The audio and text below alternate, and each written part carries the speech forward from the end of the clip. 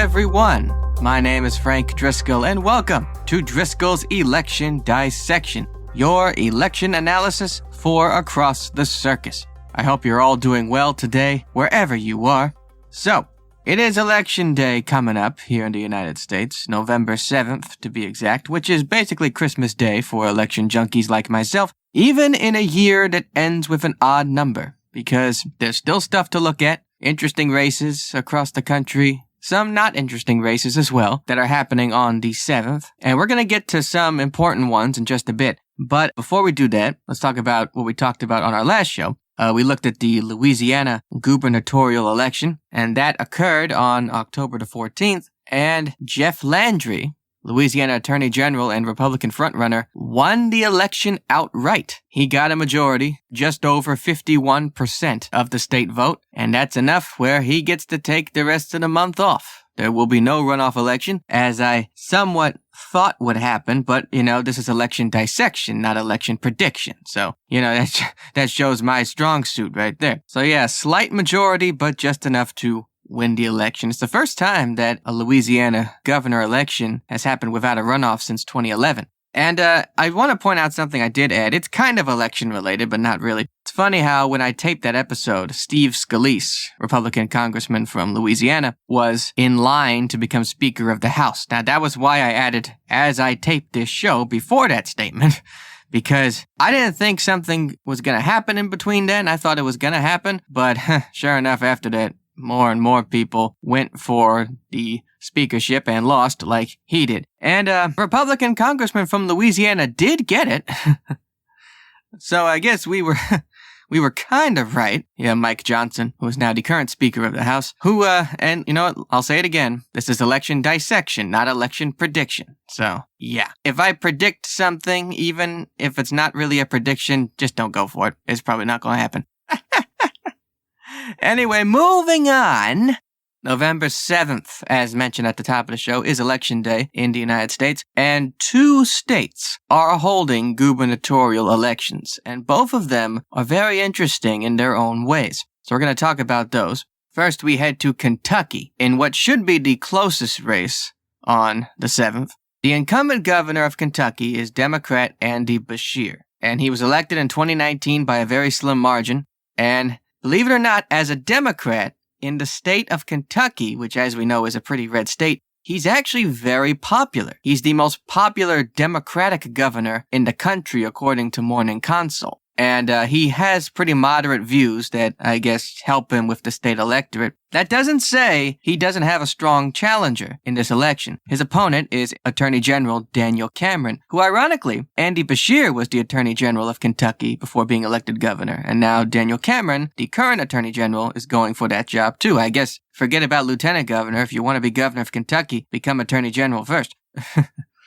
So Daniel Cameron won the primary, a very crowded one for that matter, back in May. Daniel Cameron has the endorsement of former President Donald Trump, along with Republican members of the state legislature and U.S. Congress. Meanwhile, Andy Beshear has some other endorsements from the Democratic electorate of the state, many county sheriffs, state legislators, and interestingly enough, rapper and actor Jack Harlow had a rally in Kentucky recently and asked his fans to vote for Andy Beshear. Jack Harlow is originally from Louisville, Kentucky. I didn't know that until I did my research. Now, polls have been pretty close, but there have been polls that have been pretty far. The most recent poll I could find is from Emerson College, and it has the race in a dead heat, both tied at 47%. Meanwhile, another poll back from October by Garen Hart Yang, it says here, had Andy Beshear leading by 8 points. Meanwhile, a Republican-led poll by Coefficient has Andy Beshear leading by only 2 points, well within the margin of error. So, it's gonna be close, but all of the political reports do have it at either tilt Democrat or lean Democrat. So there is a good chance that Andy Beshear will keep his seat, but there's also a significant chance that Daniel Cameron can flip this seat. And Daniel Cameron will make history. If elected, he'll be Kentucky's first ever African-American governor. That's an election that people are really going to be looking at. Another one they're going to be looking at is the other gubernatorial election on the docket in the state of Mississippi. Now, Mississippi is a much more Republican state than Kentucky in terms of voters and indexes and things. But that doesn't say this one isn't all finished up yet. Governor Tate Reeves was elected in 2019, is running for re-election, and unlike Andy Beshear, he is relatively unpopular amongst the voters and amongst his party. Although there was word he would receive a significant primary challenge back in August, he did not, and found his way into the Republican nomination. Now, the Democratic primary was not very eventful. Only one candidate ran. That's one of the only state executive offices that's currently held by a Democrat, I believe, if not the only one, and that's the Democratic nominee is Mississippi Public Service Commissioner Brandon Presley. And yes, he is related to Elvis, before you ask. So, Brandon Presley is the Democrat running in Mississippi, which may sound like a death sentence, depending on who you ask, but he's not out of it yet. He does have moderate views on many issues. He's received endorsements from newspapers and organizations throughout the state, a few well-known Democratic politicians throughout the state as well as outside the state. And he was leading a poll back in January. However, since then, Tate Reeves has eclipsed that. He's been polling well in almost every other poll since, although one of the last polls was a democratically led poll by Public Policy Polling, which had him leading Brandon Presley, but only by 1 point. Well, of course, it's a democratically led poll, so it could have been tilted toward Presley's favor. But despite that, a lot of people are saying this might be a lot closer than expected, although all the indexes do have it at either lean or safe Republican. Unlike Daniel Cameron's chances of winning Kentucky, Brandon Presley's chances of winning Mississippi are a bit slimmer. But it's still one to look at because, this election does have a new rule compared to Mississippi's elections in the past. You see, back in the 1890 Constitution, and I'm seeing this on my computer here, in order for a candidate to win the governor's office, they needed not only a majority of the voters, but a majority of voters in a majority of state house districts. And that was basically put in there to keep from African American voters from really having a say in elections. But that policy was taken out in 2020 when the voters decided to put a referendum on the ballot and said, it's outdated. Very much so. And it doesn't need to be used anymore. So they took it out. And now whoever wins a majority of the vote wins. If not, there's a runoff. But there's only 2 candidates here, so that won't happen. So with that rule in place, it could help Brandon Presley in a way. But depending on who votes, it could help Tate Reeves as well. And there are 4 states that are having state legislature elections. Not just special elections, but ones that are regularly scheduled. Those being the aforementioned Mississippi, as well as Louisiana, New Jersey, and Virginia. Now, a lot of these aren't really looked at, as many of them are safe for their respective parties. For example, Louisiana and Mississippi are very likely going to keep Republican control of their state legislatures. New Jersey, Democrats are likely going to keep their control of the state legislature there. In Virginia, however, is where it gets interesting. Now, Virginia, the state Senate, has a Democratic majority, 22 to 18. So pretty slim, although the election indexes say it does lean toward the Democrats. The House of Delegates, however, has a Republican majority, 52 to 48. And according to the index 270 to win, the Democrats are likely going to flip that. All the seats are up for grabs, and based on polls and things, that's how it looks. But this is a opportunity that the Republicans really want, because if they get it, then with a Republican governor, Glenn Youngkin, they'll have complete control of the state legislature. So they're going to be on the ground going for it.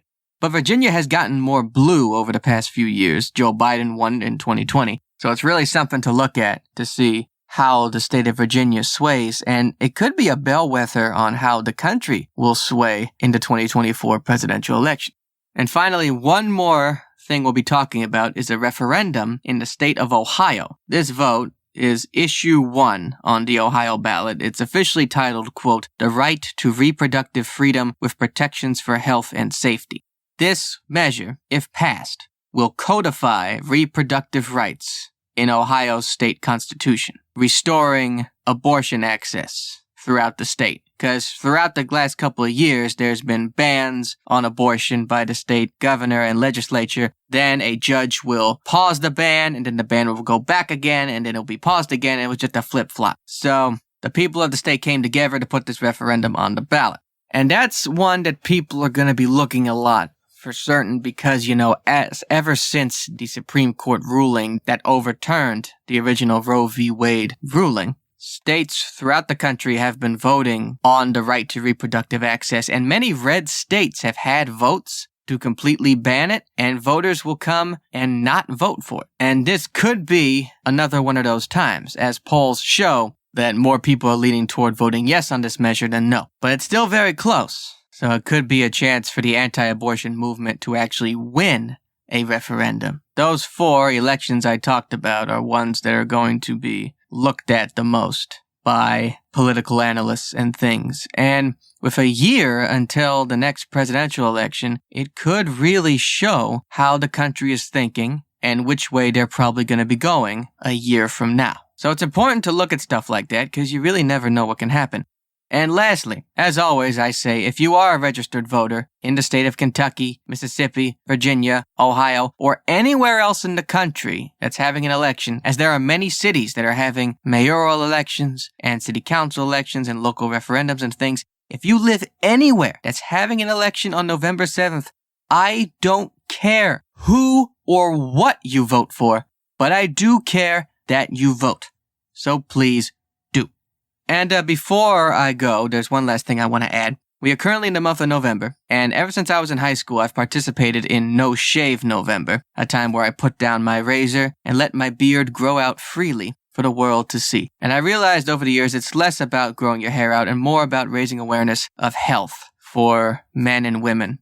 So I have a fundraising page, which I have the link inside the description of this show on No Shave November, and all money that's donated will be given to Fight CRC, which is a nonprofit organization that is fighting every day to raise awareness and hopefully find a cure for colorectal cancer. So if you'd like to help out, go ahead and click that link down there and give what you can, and put your razor down and let your hair grow freely. Well, that's all for this episode. Thank you for listening to Driscoll's Election Dissection. If you'd like to learn more about the show, go online to aljitproductions.com/acrossthecircus and be sure to listen to us on any podcasting form you'd like. Thank you all for listening, and I'll see you all very soon.